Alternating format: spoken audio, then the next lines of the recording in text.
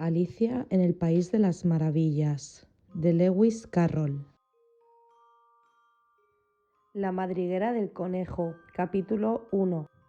Alicia empezaba a hartarse de estar junto a su hermana, sentada a la orilla del río y sin nada que hacer. Una o dos veces había echado una mirada al libro que leía la hermana, pero no tenía dibujos ni diálogos. ¿Y de qué sirve un libro?, había pensado, sin dibujos ni diálogos. Así que estaba dándole vueltas, como mejor podía, ya que lo caluroso de la tarde la adormecía y atontaba, a la idea de si el placer de hacer una guirnalda de margaritas merecía el esfuerzo de levantarse e ir a buscarlas, cuando de repente pasó por su lado un conejo blanco de ojos rosados. Aquello no tenía nada de extraordinario, y a Alicia tampoco le pareció muy sorprendente oír que el conejo murmuraba: ¡qué barbaridad! Llegaré tardísimo. Al pensar de nuevo en ello, más tarde, se dio cuenta de que eso tenía que haberla asombrado, pero en aquel momento le pareció muy natural. De todos modos, cuando el conejo sacó un reloj del bolsillo de su chaleco, miró la hora y luego se alejó a toda prisa. Alicia se incorporó de un salto, pues cayó en la cuenta de que nunca había visto un conejo que llevara chaleco ni reloj que sacar del bolsillo. Y ardiendo de curiosidad, lo siguió corriendo por el prado y llegó justo a tiempo para verlo desaparecer por una gran madriguera situada bajo un seto. Por ello lo siguió Alicia un instante después, sin pararse a pensar ni un momento en cómo se las arreglaría para volver a salir. La madriguera continuó en línea recta como un túnel durante un trecho y luego se hundió de repente bajo sus pies, tan de repente que Alicia no tuvo tiempo de pensar en detenerse y se encontró cayendo por lo que parecía un pozo muy profundo. O el pozo era muy profundo o ella cayó muy despacio, porque mientras caía le sobró tiempo para mirar a su alrededor y preguntarse qué pasaría a continuación. Primero intentó mirar hacia abajo y averiguar a dónde se dirigía, pero estaba demasiado oscuro para distinguir nada. Luego miró a los lados del pozo y observó que estaban llenos de armarios y estanterías con libros. Aquí y allá vio mapas y cuadros colgados de ganchos. Tomó al pasar un tarro de una de las repisas.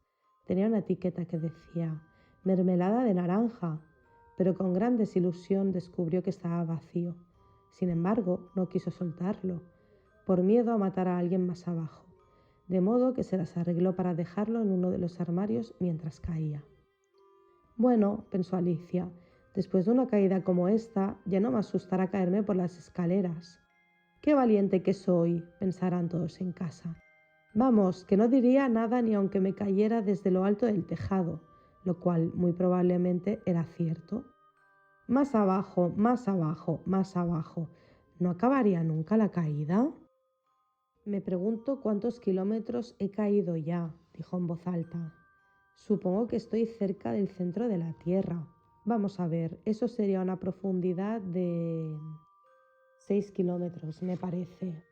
Porque, ¿sabéis? Alicia había aprendido varias cosas de ese estilo en las clases de la escuela, y aunque no era una oportunidad demasiado buena para mostrar sus conocimientos, puesto que no había nadie escuchándola, no dejaba de ser un buen entrenamiento repasarlos otra vez.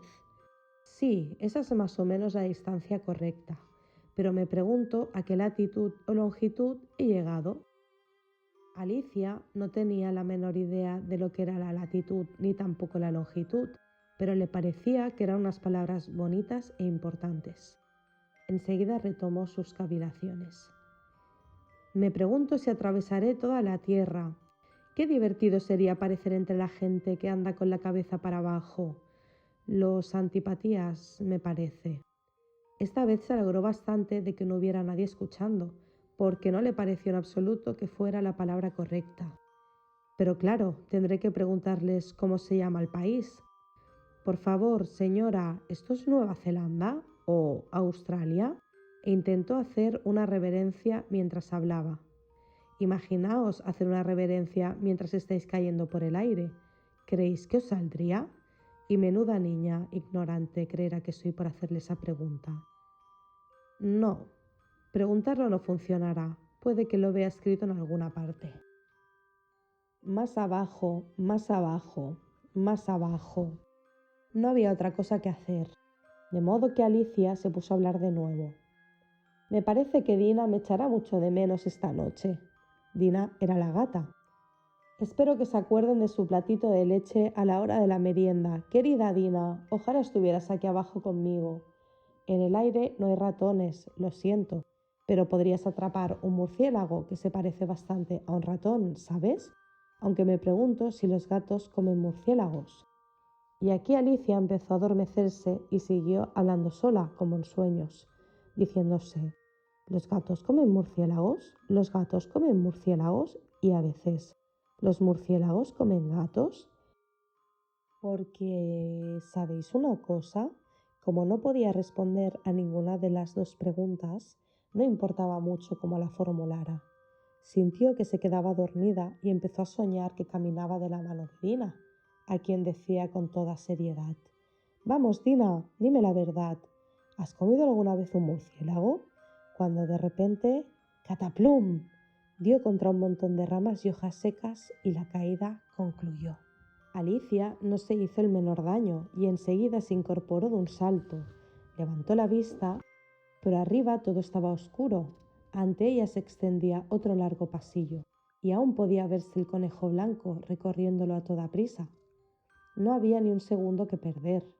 Alicia partió como el viento y llegó a tiempo de oírlo exclamar mientras doblaba una esquina: «¡Por mis orejas y mis bigotes! ¡Qué tarde es!». Se hallaba muy cerca de él, pero al doblar la esquina, el conejo ya se había perdido de vista. Se encontró en una sala larga y baja, iluminada por una hilera de lámparas que colgaban del techo. La sala estaba llena de puertas, pero todas estaban cerradas, y cuando la hubo recorrida de arriba abajo intentando abrirlas, regresó compungida al centro, preguntándose cómo lograría salir de ahí. De repente, topó con una mesita de 3 patas, toda ella de vidrio. Encima solo había una pequeña llave dorada, y la primera idea que le vino a la mente fue que podría ser una de las puertas de la sala. Pero, por desgracia, porque las cerraduras eran demasiado grandes o porque la llave era demasiado pequeña, el caso es que no servía para abrir ninguna de ellas.